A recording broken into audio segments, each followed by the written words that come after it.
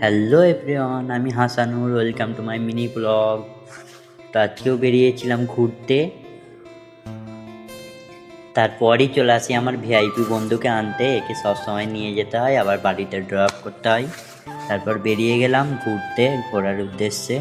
তো এইখানে স্বামী বিবেকানন্দের জন্মদিন উপলক্ষে কিছু হচ্ছিল। আমরা কোথায় যাচ্ছি কোনোদিন কোনো প্ল্যান থাকে না, তারপর আজকে প্ল্যান হলো হঠাৎ করে যে 58 গেট যাব। তারপর ফাইনালি আমরা 58 গেট চলে আসি। এখান থেকে আমরা এসে চলে যাই পিকনিক স্পটে। এখানে বন্ধু বান্ধব, ফ্যামিলি, আত্মীয়, স্কুল থেকে অনেক জায়গা দিয়ে এসে পিকনিক করে অনেক এনজয় করছিল সব। তোমরাও চাইলে আসতে পারো। তারপর আমরা ওখান থেকে চলে আসি সেই ভাইরাল 58 গেট ফেরিঘাটে। তো এইখানে এসে ঘুরে ঘাড়ে দেখছিলাম, ভালোই লাগছিল। তারপরই একটু এদিক সেদিক ঘোরার পর বন্ধুরা সব তো ছবি তুলছিল। দেখো, সব সেই লেভেলের ছবি তুলছিল।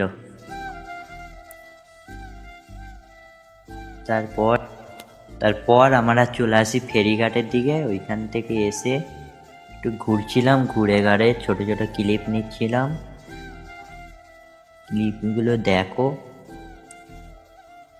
এখানে নদীর ধারের ভিউটা দেখো কেমন লাগছে। আস্তে আস্তে ভিড়ও কমে যাচ্ছিল, তাই আমরাও যাচ্ছিলাম বাইরের দিকে।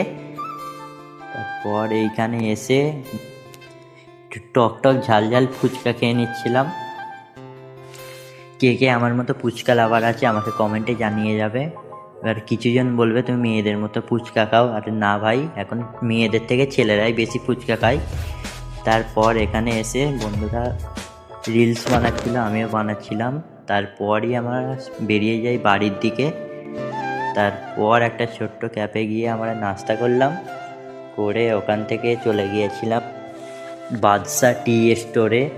তারপর আমরা এইখানে চা খেয়ে বাড়ির দিকে রওনা দিলাম। আর আমাদের বাড়ির পাশেই হচ্ছিল জলসা।